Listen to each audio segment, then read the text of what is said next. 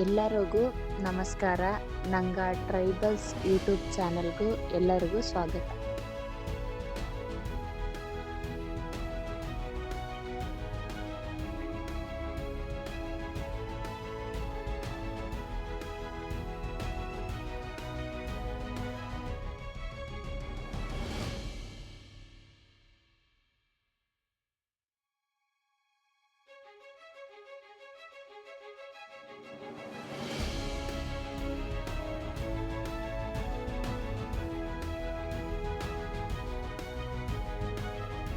ಇವತ್ತು ಈ ವಿಡಿಯೋಲು ನಿಂಗೆ ನಾ ಯಾವುದರ ಬಗ್ಗೆ ತಿಳಿಸ್ಕೊಡ್ತೀನಿ ಅಂದರೆ, ನಂಗೆ ಕರ್ನಾಟಕಲು ಯಾವ್ಯಾವ ಜಿಲ್ಲೆಲು ಯಾವ್ಯಾವ ಥರ ಆದಿವಾಸಿಗ ವಾಸಿಸ್ತಾರೆ ಅಂತ ಈ ವಿಡಿಯೋಲಿ ನಾ ಇವತ್ತು ನಿಂಗೆ ತಿಳಿಸ್ಕೊಡ್ತೀನಿ.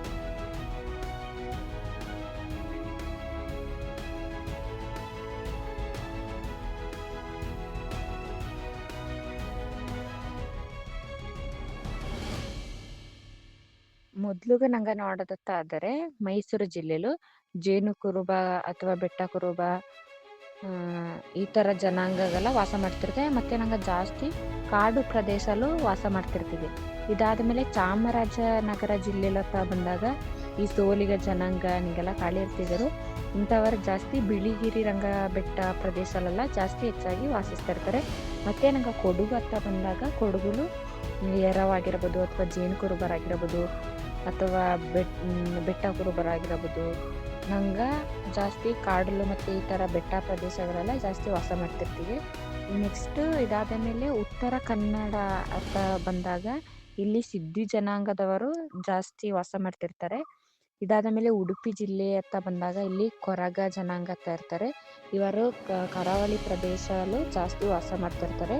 ಮತ್ತು ಇದಾದ ಮೇಲೆ ಶಿವಮೊಗ್ಗ ಜಿಲ್ಲೆ ಅಂತ ಬಂದಾಗ ಇಲ್ಲಿ ಸಣ್ಣ ಈ ಥರ ಸಣ್ಣ ಪುಟ್ಟ ಆದಿವಾಸಿಗ ಈ ಗುಂಪಾಗಿ ವಾಸ ಮಾಡ್ತಿರ್ತಾರಲ್ಲ ಅಂಥವರು ಸಮೇತ ಅರಣ್ಯ ಪ್ರದೇಶದಲ್ಲೇ ಜಾಸ್ತಿ ವಾಸ ಮಾಡ್ತಿರ್ತಾರೆ. ಇದಾದ ಮೇಲೆ ಬಳ್ಳಾರಿ, ಆಮೇಲೆ ಕೊಪ್ಪಳ, ಇಲ್ಲಿ ಬಂದರೆ ಲಂಬಾಣಿಯವರು ಅಥವಾ ಬಂಜಾರ ಜನಾಂಗ ತಾಳ್ತಾರೆ. ಇಂಥವರು ಜಾಸ್ತಿ ವಾಸ ಮಾಡ್ತಾ ಇರ್ತಾರೆ.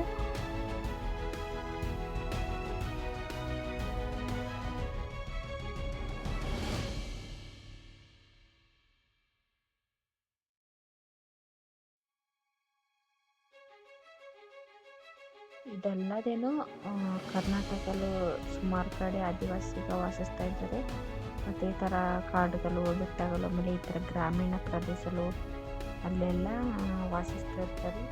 ಮತ್ತು ನಮ್ಮದೇ ಆದ ಸಂಸ್ಕೃತಿ ಮತ್ತು ನಮಗಾಗೋ ಭಾಷೆ ಬಗ್ಗೆ ಇದಿಷ್ಟು ಮಾಹಿತಿ ನಿಮಗಾಗೋ ಕೊಡ್ತಾ ಇದ್ದೀನಿ. ಈ ವಿಡಿಯೋ ನಿಮಗೆ ಇಷ್ಟ ಆಗಿದ್ದರೆ ಲೈಕ್ ಮಾಡಿ, ಶೇರ್ ಮಾಡಿ ಮತ್ತು ಸಬ್ಸ್ಕ್ರೈಬ್ ಮಾಡಿ.